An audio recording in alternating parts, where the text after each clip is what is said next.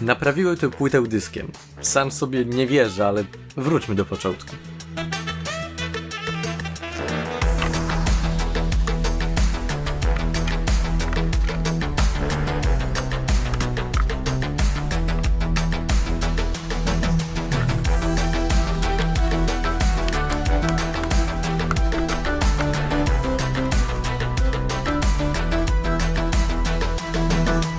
Ten mały Asusik trafił do mnie z następującymi objawami.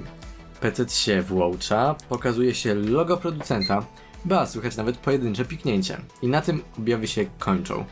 Komputer wisi na ekranie startowym, nie reagując na przyciski klawiatury. Działa za to przycisk reset.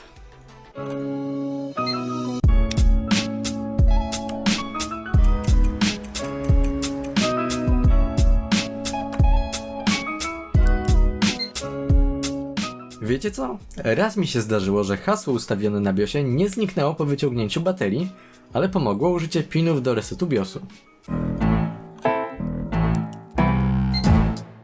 Może BIOS jest uszkodzony do takiego stopnia, że wymagane będzie wgranie go na nowo. W przypadku płyt Asusa jakiś mądry inżynier wiele lat temu wymyślił, żeby kość BIOSu, czy raczej już UEFI, osadzić w sokecie zamiast lutować ją na stałe do płyty. Z tego powodu wgranie nowego firmware'u powinno być banalnie proste. Pobieramy BIOS ze strony producenta i wgrywamy go na kość z płyty. Pamiętajcie, żeby wcześniej zbackupować oryginalną zawartość. I tutaj pojawia się Zong. Chińska aplikacja od programatora uparcie twierdzi, że pobrany plik jest za duży. W tym miejscu łatwa serwisowalność płyt Asusa się kończy. Zamiast standardowego obrazu BIOSu, tak jak inni producenci, udostępnili oni plik CAP przygotowany do wgrania przy pomocy narzędzia producenta pod Windowsem lub z poziomu BIOSu. Nie ma jednak przeszkody, która by nas mogła zatrzymać. Przy pomocy narzędzia UEFI Tool wyodrębniamy obraz BIOSu nadający się do bezpośredniego wgrania na kość EEPROM.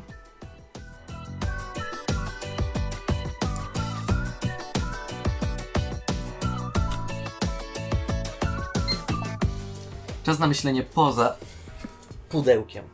Skoro płyta na pierwszy rzut oka wydaje się sprawna, może czeka na odpowiedź od jakiegoś urządzenia, które nie jest podłączone.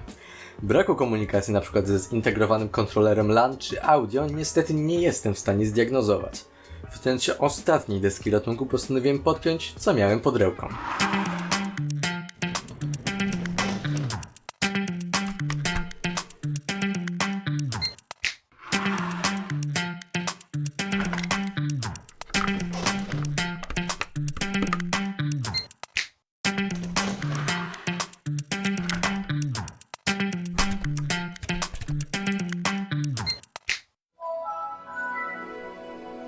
Czekajcie chwilę, czy wy też właśnie widzieliście to co ja?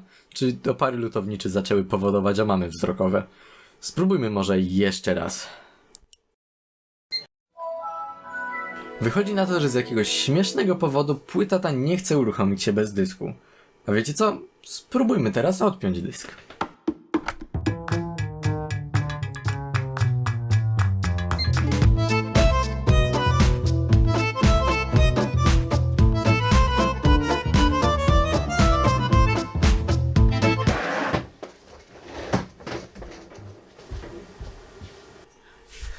Hej śmieciarz, Michał here.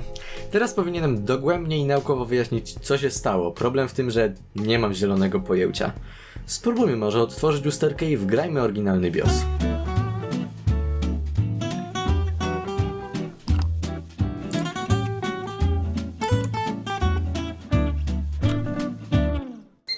To, co się właśnie wydarzyło, tworzy coraz więcej pytań zamiast odpowiedzi. Jeżeli macie pomysły na wyjaśnienie dzisiejszych zjawisk paranormalnych, piszcie w komentarzach, ewentualnie na Discordzie, link jest w opisie. Wychodzi na to, że naprawiłem dzisiaj sprawną płytę główną. Zawsze to jakieś doświadczenia.